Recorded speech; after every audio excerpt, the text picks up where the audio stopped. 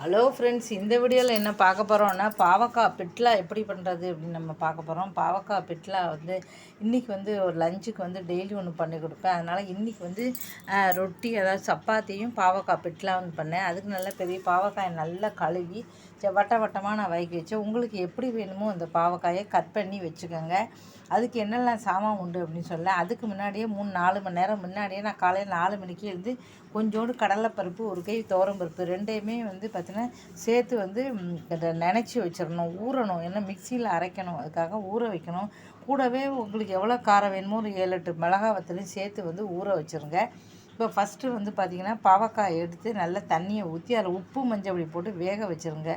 பாவக்காய் நல்லா வேகட்டும். ஃபஸ்ட்டு அதுதான் முக்கியம். பாவக்காயை வேக வச்சுருங்க, அது மட்டும் வேகட்டும். அதுக்கப்புறம் இந்த பக்கம் பார்த்திங்கன்னா என்ன, தேங்காய் நல்லா நீங்கள் 2 மிளகாத்தூள், தேங்காய் நல்லா வதக்கிடுங்க. அதுதான் மெயினாக இருக்கும், வதக்கிடணும். ஏன்னா வதக்கினா தான் நல்லா. இது மிக்சியில் அரைக்கிறதுக்கு வச்சுருக்கேன் 2 பருப்பும். இது அது கூட பார்த்தீங்கன்னா பாதி கத்திரிக்காய், ஒரு 4-5 கத்திரிக்காயும் போட்டேன். வெறும் பாவக்காய்னா கசப்பாக மட்டும் இருக்கும், சில பேருக்கு பிடிக்காது.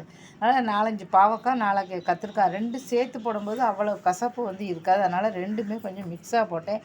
ரொம்ப போடல, 4-5 தான் போட்டிருக்கேன். உங்களுக்கு வேணால் 4 கத்திரிக்காய் 4 பாவக்காய் போட்டுக்கலாம். அதுக்குள்ளே இங்கே தேங்காயை ஃபுல்லாக கட் பண்ணி தேங்காயும் மிளகா வத்தல் அதை கொஞ்சம் வச்சு, அப்புறம் கடுகு, உளுத்தம்பருப்பு, கருவேப்பிலெல்லாம் போட்டு நீங்கள் தனியாக அதையும் எடுத்து வச்சுக்கலாம். இந்த தேங்காய் மிளகாய் நல்லா வறுத்து கொத்தமல்லியும் சேர்த்து வைக்கணும். குழம்பு மாதிரி தான் இது. அதனால் கொத்தமல்லி, வெந்தயம் அதையும் நல்லா வறுத்து வச்சுருங்க. வறுத்து வச்சுட்டு எல்லாத்தையும் சேர்த்தே அரைக்கலாம். ஒன்றும் தப்பு கிடையாது. இந்த பருப்புகள், தேங்காய் எல்லாத்தையுமே வறுத்துட்டு மொத்தமாக சேர்த்து நல்லா வறுத்துடலாம். வறுத்து மிக்சியில் அரைச்சி வச்சிடலாம். பாருங்கள், எல்லாமே ஆற வச்சுருங்க. ஆற வச்சு அரைச்சிருங்க.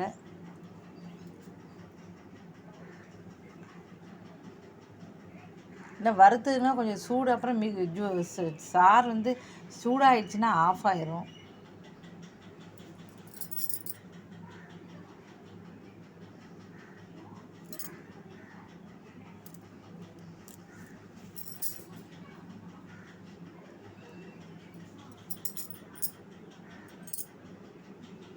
அடுத்து கொத்தமல்லி, வெந்தயம்,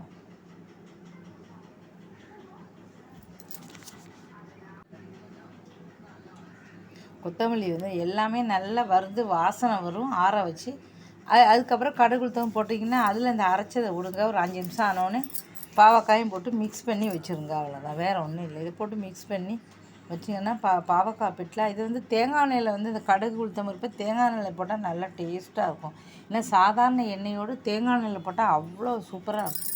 தேங்காய் எண்ணெய் கமன்னு வாசனையாக இருக்கும். அதுக்காகவே தேங்காயும் போட்டுக்கும், தேங்காய் எண்ணெயும் நீங்கள் போடலாம், ரொம்ப சூப்பராக இருக்கும்.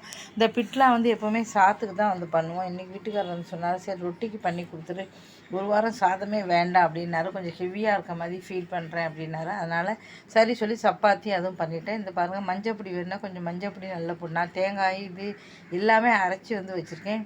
இதில் வெள்ளையாக கொஞ்சம் தெரியுது, ஆனால் மஞ்சளாக தான் இருந்துச்சு. இப்போ பார்த்தீங்கன்னா கொஞ்சம் எல்லாமே காரத்துக்கு இதுலேயும் கொஞ்சம் உப்பு போட்டுக்க, சாப்பிட்டு பாருங்கள். இதுலேயும் கொஞ்சம் உப்பு, மஞ்சப்பொடியெல்லாம் போடணும். நீங்கள் போட்டுட்டு எல்லாத்தையுமே மிக்ஸ் பண்ணி சாப்பிடும்போது ரொம்ப இது ஆரோக்கியத்துக்கு ரொம்ப ரொம்ப நல்லது. ஏன்னா இதில் தேங்காய் இருக்குது. பாவக்காய் வாரத்துக்கு 2 நாளாக நீங்கள் சேர்க்கும்போது கண்டிப்பாக சுகர் பிரச்சனை உங்களுக்கு வரவே வராது. எத்தனை வயசாக இருந்தாலும் சரி, உங்களுக்கு சுகரே வராது. ஏன்னா இந்த மாதிரி வாரத்தில் 2 நாள் பாவக்காய் கட்டாயம் சாப்பிடுங்க. அதனால் சுகர் பிரச்சனையும் உங்களுக்கு வராது. பாவக்காய் அவ்வளோ நல்லது.